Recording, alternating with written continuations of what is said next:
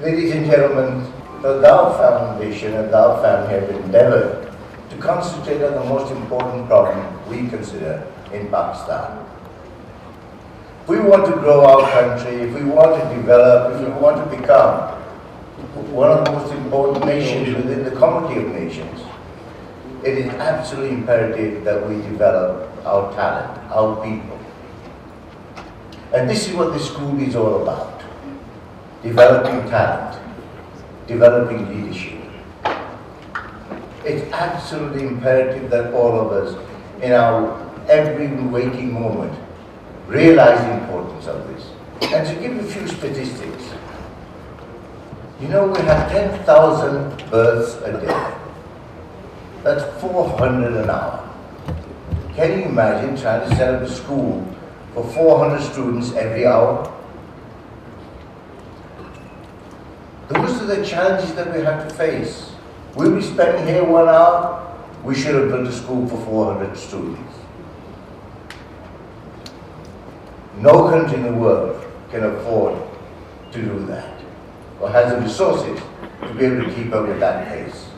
So we've got to work together. We've got to work in a way in which we can apply our knowledge, our experience, our education, our background, our commitments, our opportunity to try to help others and to develop our human resources within Pakistan. Ladies and gentlemen, this is a lifelong commitment, and I urge and encourage every one of you to commit to that.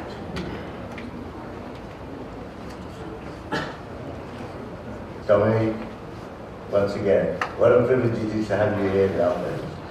It will be my pleasure to invite you to come and deliver your talk. Thank you very much.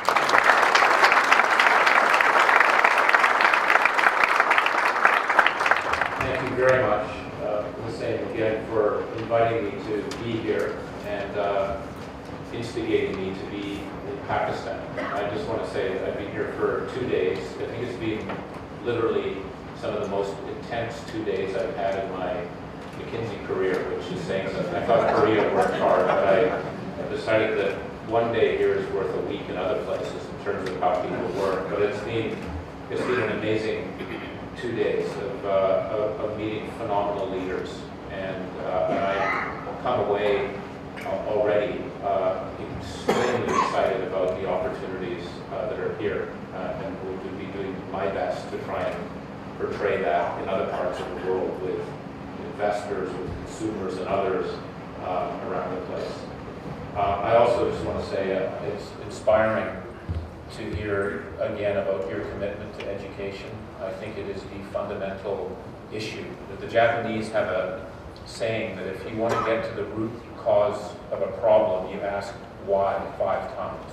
Why does this happen, and why does it? And in my view, when you ask the 5 whys on most issues, in fact, I think all issues that are out there, including political tensions, including income inequality, I actually think it boils down to education. Education is the fundamental issue that we need to all work on. So when leaders commit themselves the way you do, I think it inspires all of us where you are and what we need to do.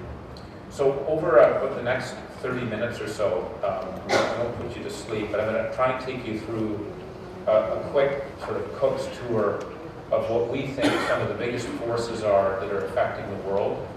What are the implications of those forces on business? And then what are the implications of those implications on business, on leadership? And I wanted to put a motif in here, which is where Pakistan is. And I think you know that, but I think the rest of the world needs to understand that, which is the very central position in which Pakistan sits in the world. What I'd argue is the new world, because the new world is moving east from the west. And you are extraordinarily well positioned, I think, to deal with these forces that are at work, which we would say are like gravity. So let's not forget the strategic positioning. The Silk Road, of which I'm a huge fan of where that's going to be, that was the single largest trading route on Earth for well over 1,200 years. It is the fastest growing trade route on earth today. Not the largest, but it's the fastest growing. If you think about what's happening in Africa, what's going to be happening in the Middle East, what's happening in South Asia, and with China, you are extraordinarily well positioned. So I'm going to go through these three sections with that in mind about where our positioning is for a country of significance with these forces at work. So let me start first with the forces at work. It's very easy, I find, to get distracted by what's happening in the markets on a day-to-day or even over a period of years, the volatility that's going on. And what we've tried to do is step back a bit and say, what are some of the more fundamental long-term forces that are there? And I would argue, you can criticize me, I would argue that the forces I'm going to talk about are more like gravity than ephemeral forces that will come and go depending on what happens. They're relentless forces that we all need to take into account. And there are four of them. I'm going to spend more time on the first two, which is the rise or re-rise of the emerging markets. I mean, we are here in I think, one of the most attractive markets. I'm going to talk a bit why I say that. We're going to talk about the power of disruptive technologies. It's my view that we are in the early chapters of a 100-chapter book on technology revolution. We've seen a lot of change, but we ain't seen nothing yet. I'm going to talk about some of those changes that are underway. There's an aging of the world that is going on. While this country is, in my view, fortunate to be a very young country, unfortunately for most of the rest of the world, we're getting a lot older, and that has a lot of implications on productivity growth for countries, on healthcare costs, and so forth. As I always say, as I get older, I tend to think it's a good thing that we have more older people, but older people cost a lot too if we don't think about it. So there's going to be a desire for places where there are a lot of young people. And we are a more integrating world, especially now with data and human flows as opposed to the typical trade and capital flows. So those are the four forces that I'm going to quickly bang through. The first thing I just want to say is if you look at a 2,000-year time frame and you were able to balance a piece of paper and say that was the Earth, and made the Earth flat, where would the natural balance point be where you'd have equal side on the left and the right? And in the year zero, it was roughly near Afghanistan. That was where the center was. There was obviously a very strong Chinese economy, and actually Indian economy was there, or that in its region.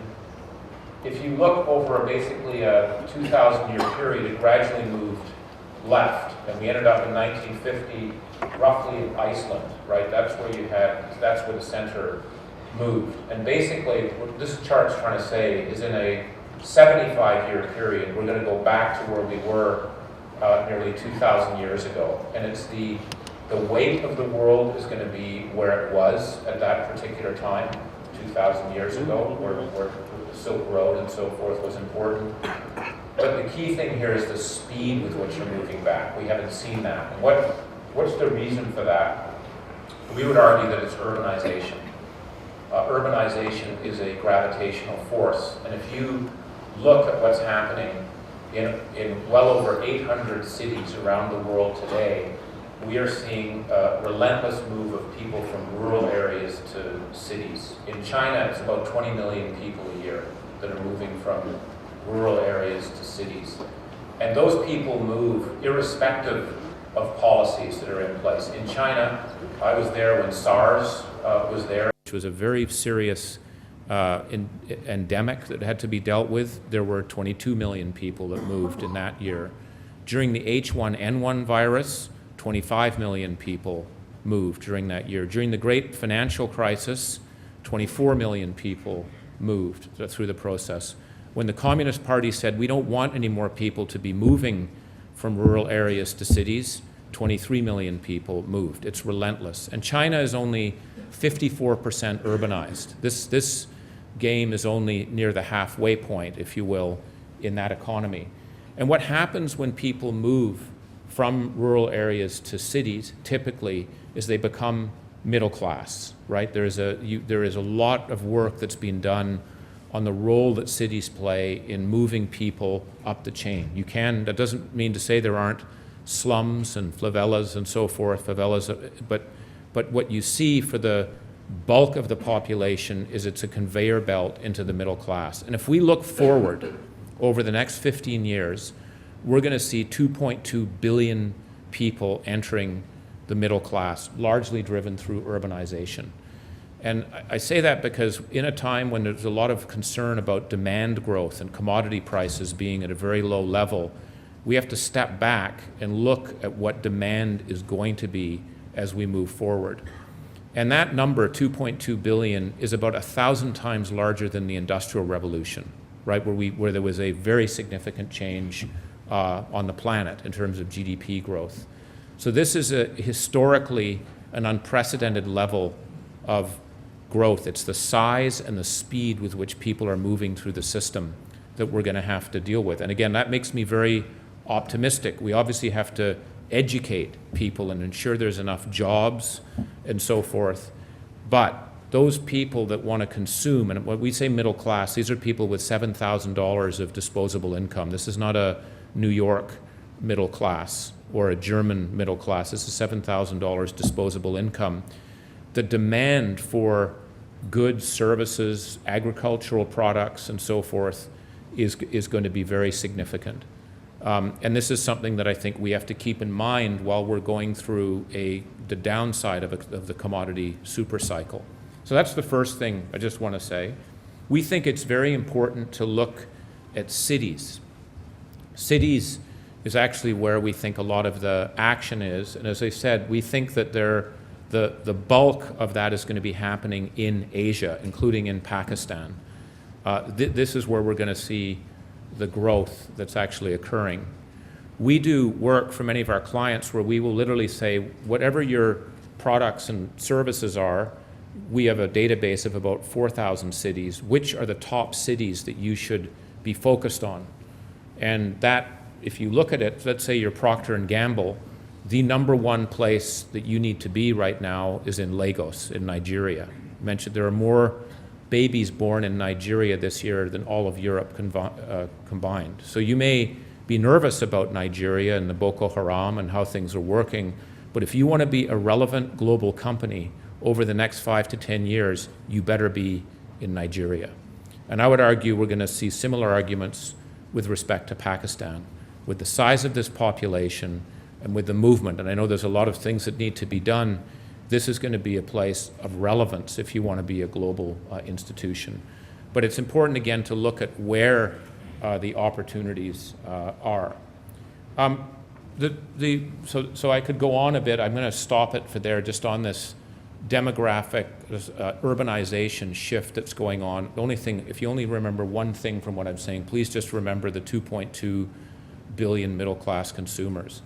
The other comment I just want to make on it before switching to technology is when those 2.2 billion middle-class consumers want to eat and live like middle-class consumers in other places of the world, that's going to have a pretty significant impact on commodity prices. So I don't know what oil prices are going to do. I have no clue. But I will tell you, I do not believe they're going to be anywhere down at the level they are now when you see what that demand is going to do. And so for copper, basic minerals, the agriculture and food, which I think is going to be an incredibly exciting business in the future, we have to look at what's going to be happening. And if you're a user of those commodities, you need to prepare yourself now because we're going to start to get headwinds on that side. If you're a producer of those, you need to think strategically about how you position yourself. And again, in ag food, which I think is a very big opportunity in this country, there are going to be huge opportunities for companies to be able to build themselves. Again, we think that there is going to be a need for about 80 Nestle-sized companies to be built in South Asia over the next 15 years just to meet the demand. That's the kind of the scale of what we're looking at. If we now go to technology, I mentioned we think we're in the early chapter of a 100-chapter book on technology. There are 12 disruptive technologies that we think are going to have a very significant impact on the world. I'm not going to go through each one of them. We know about the mobile internet. The best example of mobile internet for me in mobile commerce is Alibaba in China. What they have done is fundamentally change the equation, actually for SMEs. They've allowed many millions of small Chinese companies, many of them mom and pops, to join a global system. They're also, through mobile commerce, disrupting the banking system. You know, Alibaba actually gives loans between $10,000 and as low as $100 to people. And they believe they can do it better than banks because they have more data. They know how often you wash your hair, how many children you have, when you know, what stores you go to and what you buy.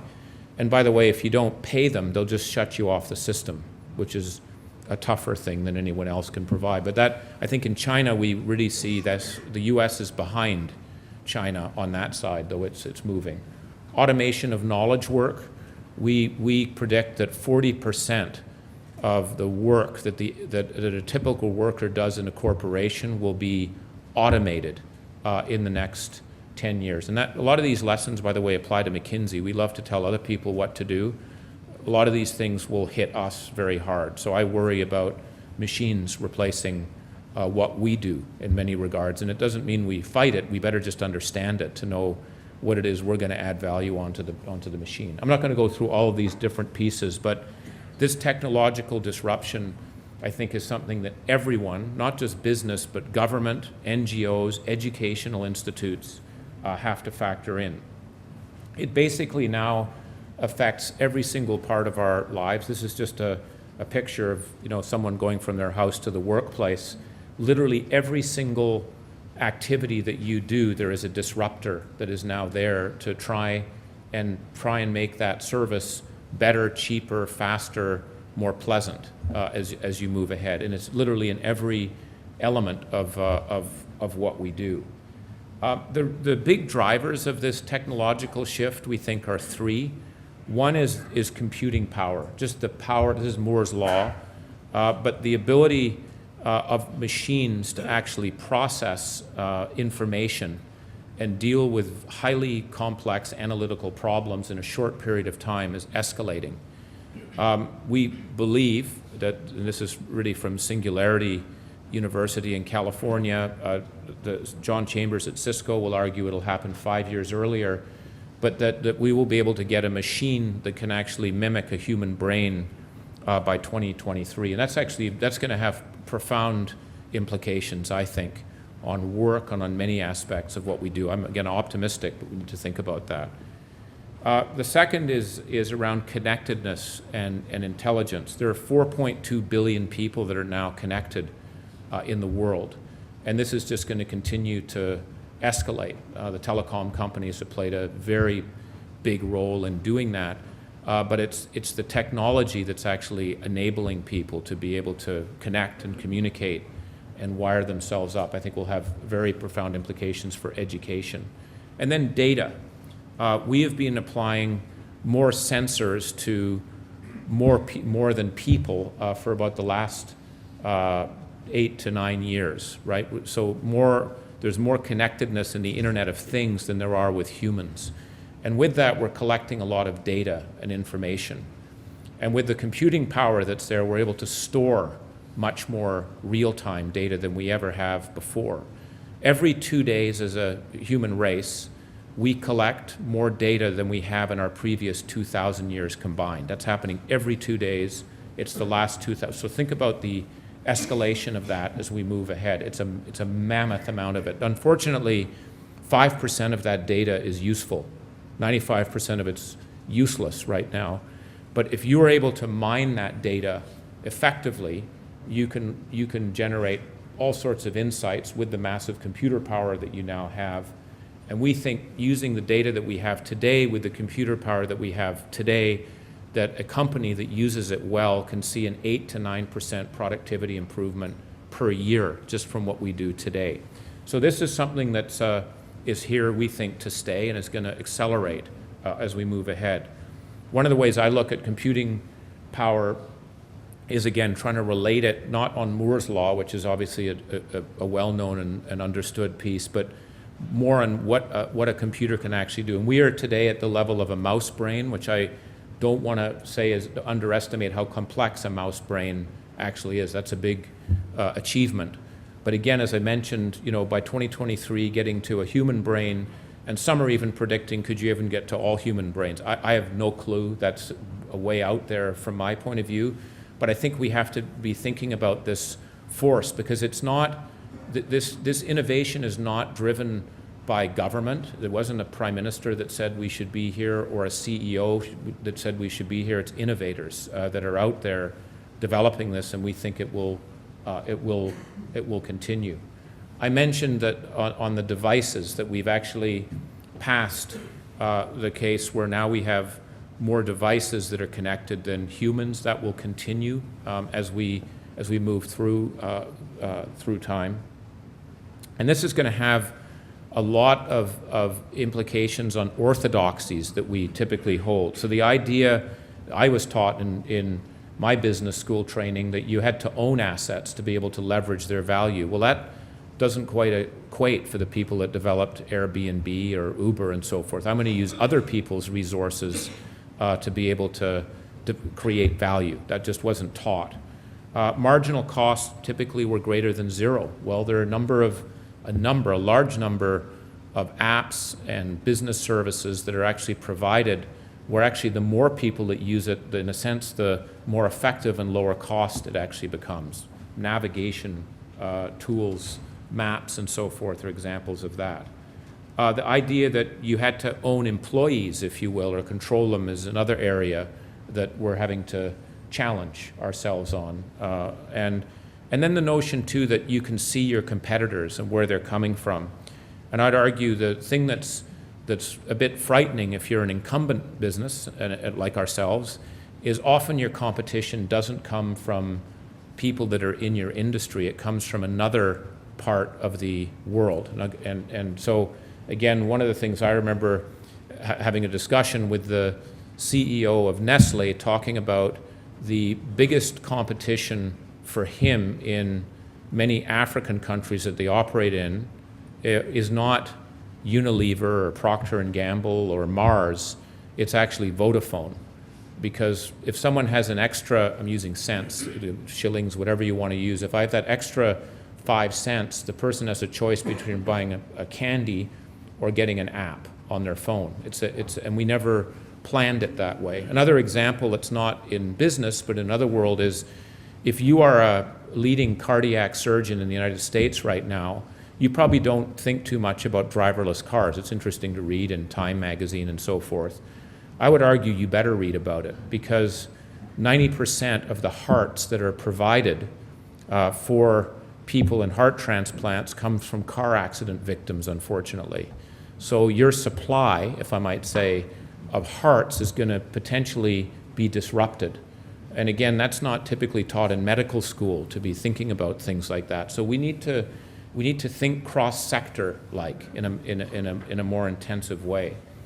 And we need to think about how this is going to be applied to everything that we do. This is an example just in the dairy and beef industry, livestock. Sensors are being put on cows, dairy cows and beef cows. The sensors are able to detect changes in the proteins and so forth in blood to know whether a cow is going to be pregnant in a certain period of time, whether they're at peak milk production cycle or not, whether you should be bringing them back and so forth. So the amount of automation and data that's being created, even in something as basic as you might say as livestock, has escalated. And there's lots of opportunities, business opportunities, productivity, yield opportunities by applying that to it.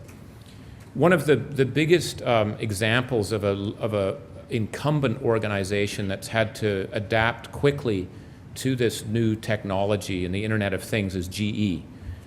GE, Jeff Immelt will say, is going through their single biggest transformation, and they've done many, as you know, over their periods of time in the last 50 years. And they've decided that they have to become much more of a software house than a world-class manufacturer. And the reason is, and it is when Jeff Immelt explained this to me, he said, if you think about a locomotive, and we're very proud at GE about making locomotives. We put a lot of R&D into our engine power, into the resilience of the wheels and so forth. when we actually look at the effect of a locomotive on a business, the way you do it is by measuring its average speed. And this may be a boring thing I just put out here, but the average speed of a locomotive in the US is about 22 miles an hour, that every hour for a 24-hour day, and that's kind of how you measure it. If you're able to take that average speed up by 1 mile per hour, and you happen to be Burlington Northern Railroad, the bottom line improvement impact of that extra 1 mile an hour is about $250 million. So working on improving the metal and the materials in the wheels or the energy usage in the locomotive will get you some benefit. But if you're GE, you're looking at that and saying, I'm not going to let that $250 million go to an Uber-like group that's out there that's going to use my locomotives to run it better. I'm going to own that disruption. And that's what they're doing, right? Is they're saying we have to build the analytics horsepower because we want to capture more than our fair share of that improvement that we're generating. So this is, again, not just for retail and media and consumer, it's for hardcore industry where we see these changes. So technology is an area where, as I said, there's a lot that we need to look at. All of us are being disrupted, and I would include that government. Government needs to think about how we digitize and move things faster. Why does it take 6 months in Massachusetts to get a driver's license when I can get a passport in 10 hours in Malaysia? So it's digitization that's actually driving it. Why is it in Rwanda it takes 6 hours only to be able to get a business started up from scratch, and it takes about 74 days in New York City? Why is that? It's around digitization and management and organization around it. The third force is the aging population. I mentioned this before. By 2050, we're going to double the number of people over the age of 65. We are going to have, for the first time in human history, more people over the age of 65 than under the age of 14. And we're seeing the impact of this already in places like Japan, in Korea, and also in Italy. And people forget this, but one of the biggest sources of productivity growth in the United States from the mid-60s to the mid-70s was women going into the workforce. They weren't staying at home, they moved into the workforce. That accounted for half the productivity growth. So productivity growth comes all from labor coming into the market, as well as how more effectively you use that labor. If we run these numbers ahead, we're going to see a drag effect of this globally of in the order of 2 percentage points of GDP growth, right? And now, those countries that are lucky enough to have a young population, and assuming they can educate them for employment, are going to be having a sort of a tailwind, if you will, as opposed to a headwind.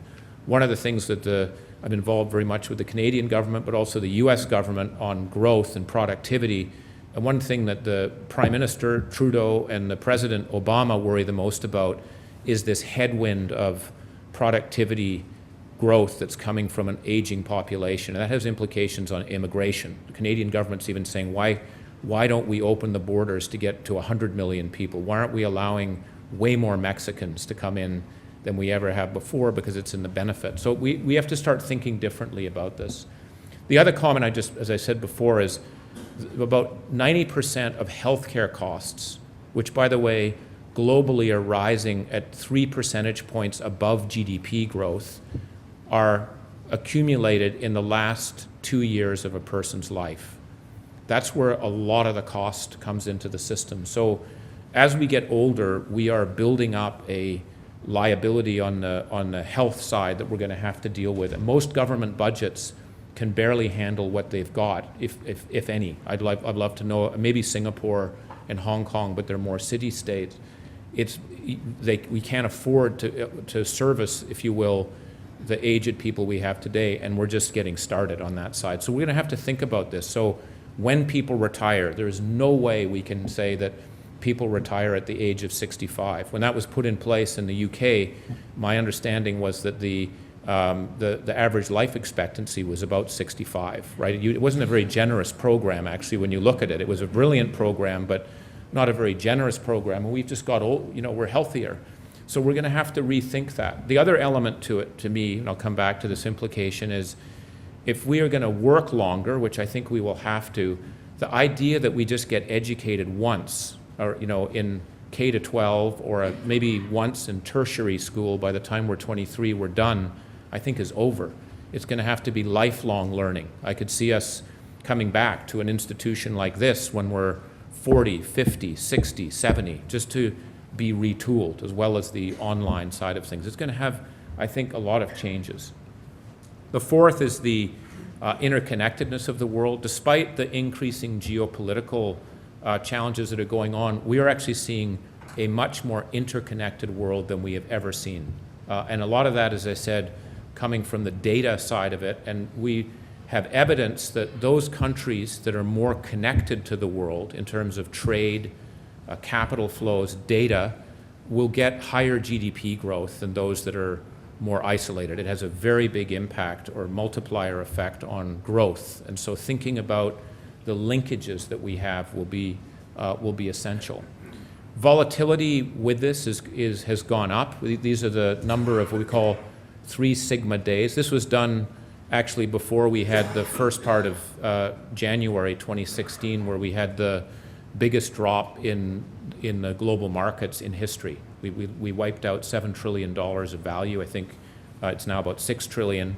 But volatility is here to stay. I would argue with these 4 forces we're talking about, I think it's going to be a very volatile time for the next 15 to 20 years.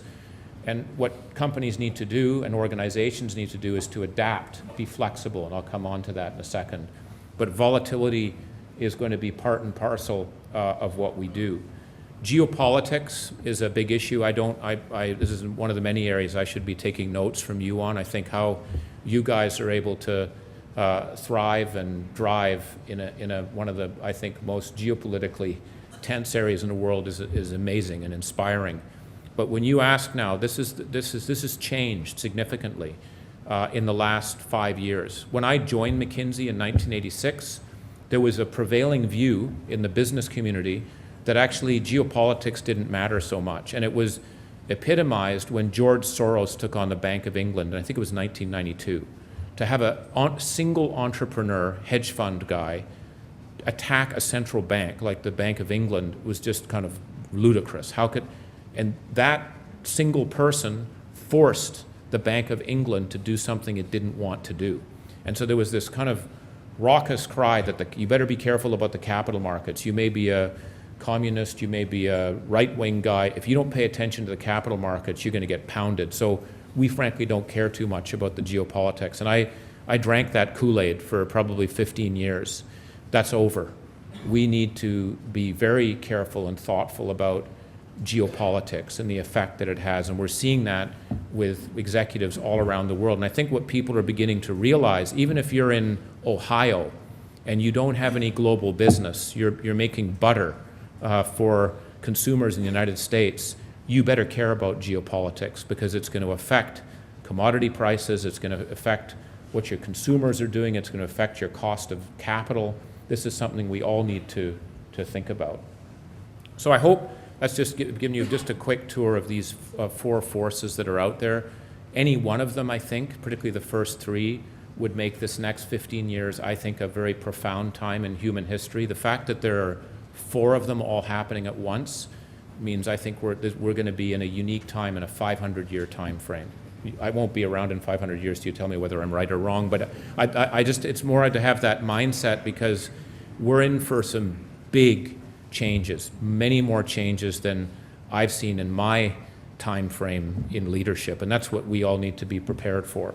So what does that mean? I think first, if you're a business, one reality you better get used to is that the average lifetime of a company has been shrinking. If you were in the Standard & Poor's 500 in 1935, which I'd argue was not a great year to be on that index, your average lifetime was 90 years. Today, it's about 15 years. In 2011, it was 18. So the life cycle, and these are successful, powerful companies, their life cycle has been shrinking. So the metabolic rate of the world is going up. I look at this very closely because McKinsey's 90th anniversary is now. And so and as I said, we don't take our own medicine, so if we don't change and innovate, we're going to be gone because we have no God-given right to be here unless we move. I think the imperatives are really 5. I'm just going to, again, for the sake of time, go through them. These, I think, fortunately or unfortunately, they all have to be done at once. And the first one I talk about is just innovate. And people talk about this all the time. I think the challenge in innovation is how much is sufficient to be able to stay ahead of the curve with the world, the consumers moving so quickly and your competitors moving so quickly. And my rule of thumb, and it varies again by industry, is to be thinking that if you aren't, even if you are a well-established, successful player, if you don't think about 40% of your business 3 years from now not existing today, in other words, you're going to change 40% of your business in 3 years, you're way too slow. I would argue in some industries like telecom, banking, manufacturing, that number is higher. And the problem is trying to get innovation going in a successful organization is culturally difficult. One of the things I've told Hussain this, I have a rule, a mantra, that I visit at least 2 CEOs a day. I have to. And I did that because when I joined McKinsey, I didn't want to do internal work. I'm not really allowed to do external work because I'm not reliable enough anymore because I have to do things in our firm. But my way to keep plugged in is to meet 2 CEOs or government leaders. And I always ask them, what are the things that you're most excited or worried about? That's where some of the trend work came in. And I then also ask them, what do you wish you learned at the beginning of your career that you know now as a CEO, what on leadership? And I'll come back to that at the very end. But one of the biggest factors is this innovation. And one of the first people I talked to was Mike Duke when he was leading Walmart. It was 2010. I was in Bentonville, Arkansas. I said, what are your top 3 things? He said, you tell me yours first. I said, okay, it's technology. I went through he said, my biggest concern right now is technology because at Walmart, he said, I'm not trying to sound arrogant, we're recognized as literally one of the best retailers in the world. We know where to put our stores in the right dirt. We know how to negotiate with our suppliers. We know data management. We're the benchmark. But what I've noticed is that 6% of my sales are now being competed on the internet. This was 2010. 40% of the sales that occur in my store, people look at the internet before they come into my store, right? And he said, so I've got to become a technology company. I've got to become a technology company in 6 to 7 years, and I've got an organization that's incredibly proud about being retailers in the old world. And in case you haven't noticed, Dom, I'm in Bentonville. Not many coders want to move to Bentonville to do code and startups. They want to be in California or maybe New York, not here.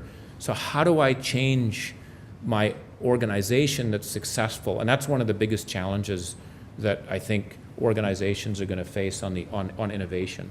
But I think, again, this is, again, looking at what is the right amount of innovation that you want to drive. I think that has to come from the top of the organization.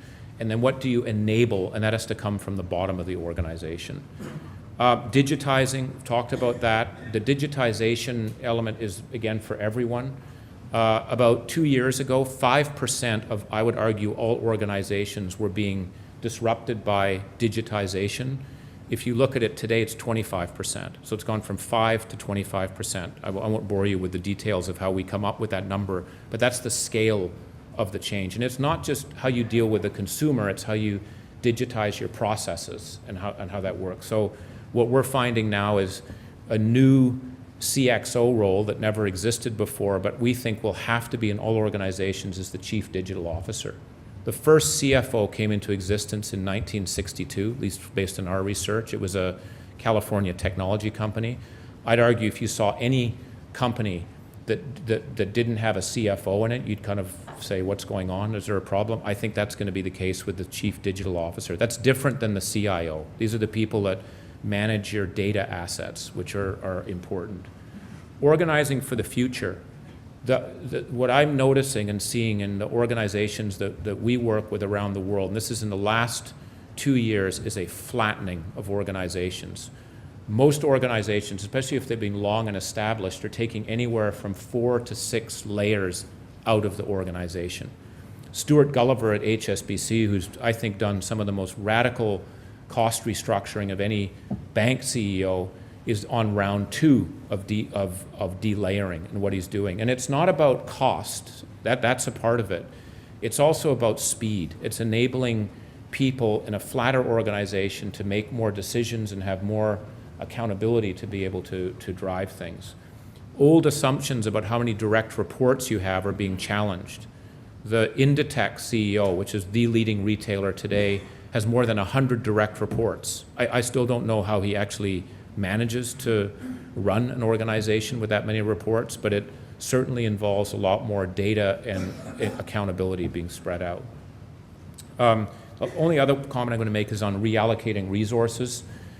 We have found that those organizations that succeed over a time of disruption are those that reallocate their capital and people in a manner that is in the order of 10 to 12% a year. Most companies, and governments in particular, look at last year's budget and adjust it by a couple of percentage points. That's what McKinsey does. We don't, and the reason why we do that is because it's very difficult to take capital and people away from a business unit.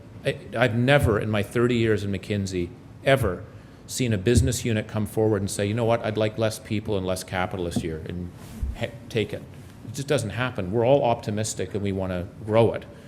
The challenge is organizations need to be much better at reallocating significant parts of capital and people. That's nimbleness. If you're a startup, and we're working with a lot of startups now, particularly in California and China, they reallocate on an 8-week basis. 8 weeks is their cycle time. They don't like 1-year plans and where they move it. So this is going to have some pretty significant implications on how we work and how we manage organizations over time. I think there's going to be implications for emerging markets. I just put here, and I think these relate to Pakistan. You'll have to tell me where I'm off base.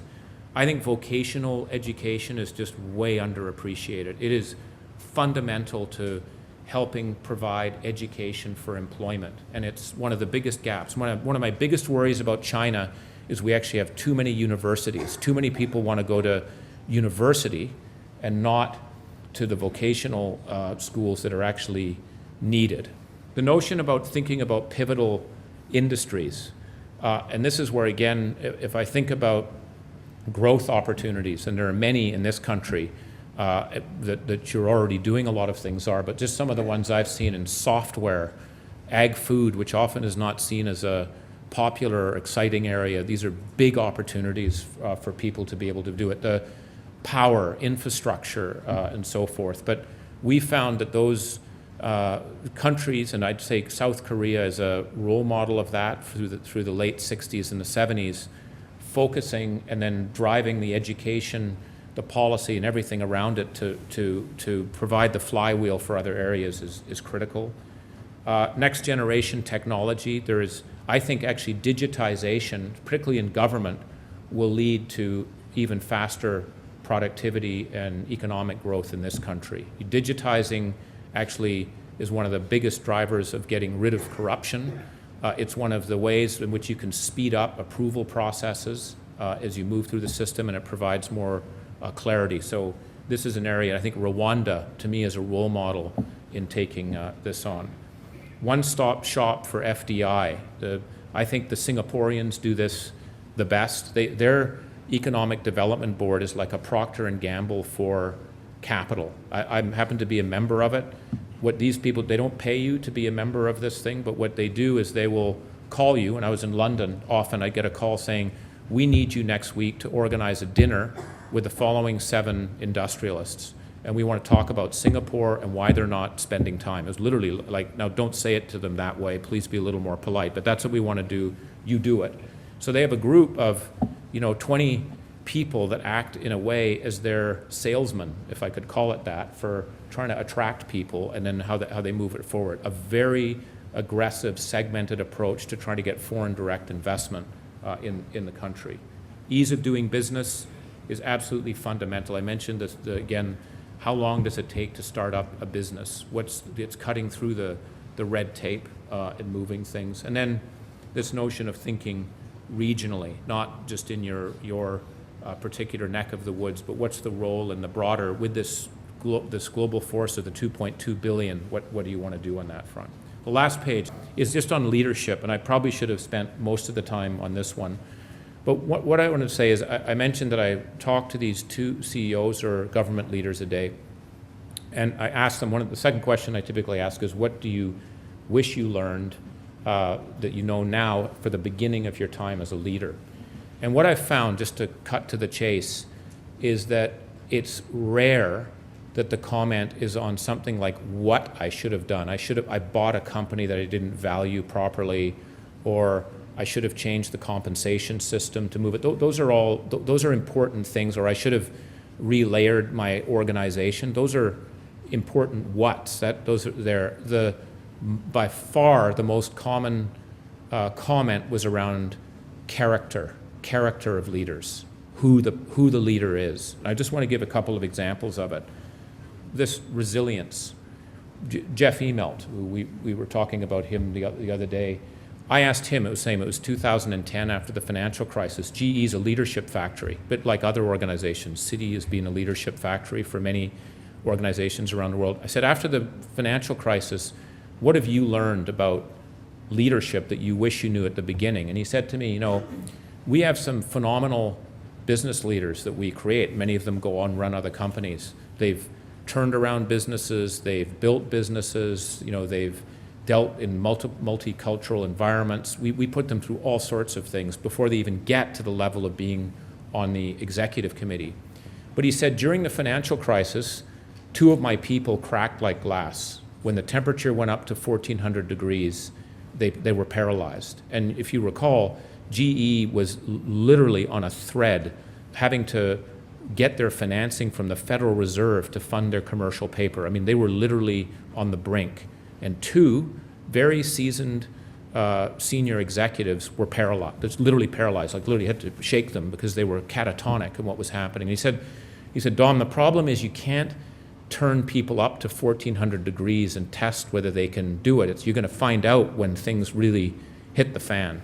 So I said, that's interesting. So what do you do about it? He said, well, what I'm doing about it now is I invite my executives to stay over at my house at least for a couple of nights each year. And I said, so your solution's a sleepover. Is that your model? And he goes, well, what I'm trying to get at is what you need to do is really understand the character of the person, how they informally act versus how they formally act. And I realized that all of our interactions are really around business plans, driving better performance, numbers, not as much around the individual. He goes, it's amazing how little we actually knew about each other as humans, right? And what's driven us and what our parents did or didn't do to us when we were growing up and so forth. And so I'm just saying this resilience is critical, and the ability to be able to deal with setbacks that will happen, and we're going to see a lot more setbacks in the next 15 to 20 years than we have before.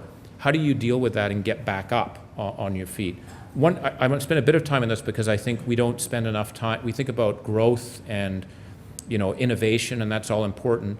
Organizations are going to have to think much more about their shock absorption capability. The chairman of Samsung took me to the tool shed many times when I was in Korea to teach me stuff. Like I would do something and he'd say, you come over here, you'd get the translator. And one of the things I remember he taught me, we were doing risk analysis. It was in 2001. Samsung also went to the brink in the Asian financial crisis. They borrowed in US dollars, floating rates. They didn't have a CFO.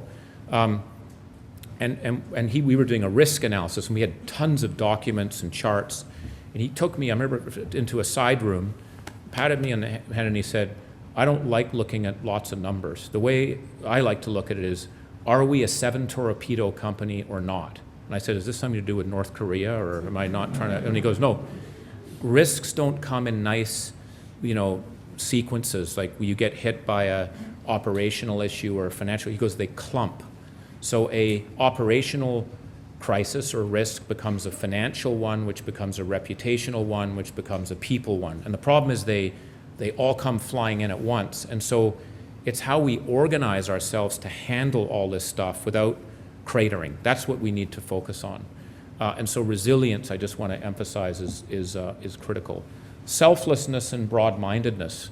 There are one of the areas you look at succession planning. And I just want to give one example. In the U.S., there was a guy running Clorox, and I asked him this question, as I said before, and I said, "What have you learned?" He goes, "I've learned now that it's better to be almost Buddhist-like. Don't do something that's good for someone, even without ever expecting to get something back. Because if you do that, good things will happen. If you do it expecting something to happen, it won't. So just be." And I said, "Where did you learn that, or why do you think that way?" And he said, "Well, we were thinking about succession, and I spent a lot of time with actually the U.S. Army, because when you become a 5-star general, that's a pretty big decision, right?" So he said, "I went to them with my notebook saying," because there's actually a HR person and others involved, and he said, "I went with my notebook for a 3-hour session." He goes, "It was 15 minutes long."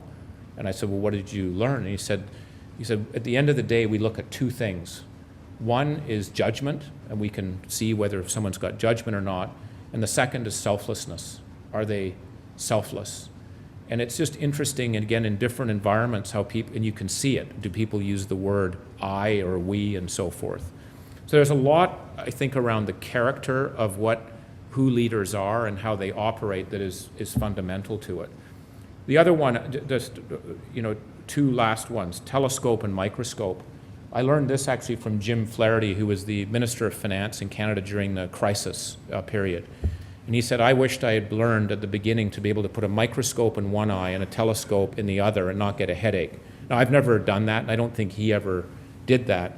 But the whole concept of being short and long, I think, is a very interesting model. And he said, "I had to always think about we could be in serious trouble in a 2-day period, but I'm also responsible for the economic growth of a country over a 10-year period, and I need to be doing both." Most leaders are good at doing one or the other, not both, and you need to develop both muscles. And the final one is, I'd say, that this chief people officer. I think this is where I go to education.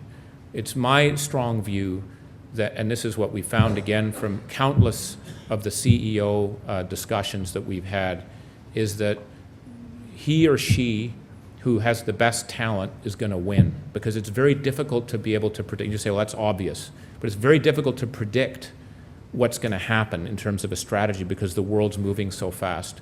But what you can control is the leaders that you actually have with you and how you work with them and help them.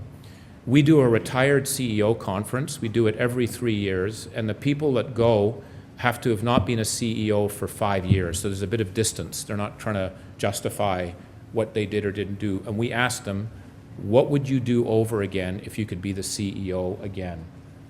Always, in every case, I don't care which country you pick, the top 3 are people. I would have moved people out faster. I took too long. It's difficult removing someone, especially if that someone's helped you in doing what you've wanted to do, but they may no longer be relevant for what needs to happen. I would have promoted younger people much faster. Give people more rope earlier to move on. Very young people, give them the room to be able to move ahead. And the third is I would have spent more time in the coaching and interaction with people, because that's really where you get the performance and understanding where they are. And so this notion on human development being absolutely critical, even in a high-tech world that we're moving in, is critical. I hope I've given you a bit of a picture of some fundamental forces that are underway. I think they're going to apply to all of us in some significant, we're going to have to think boldly and very differently on some of the very basic assumptions, and it's going to mean quite a bit of difference in terms of leadership. We spend too much time talking about what leaders do versus who they are, and I think who you are is a muscle that can be built over time. Thank you for listening.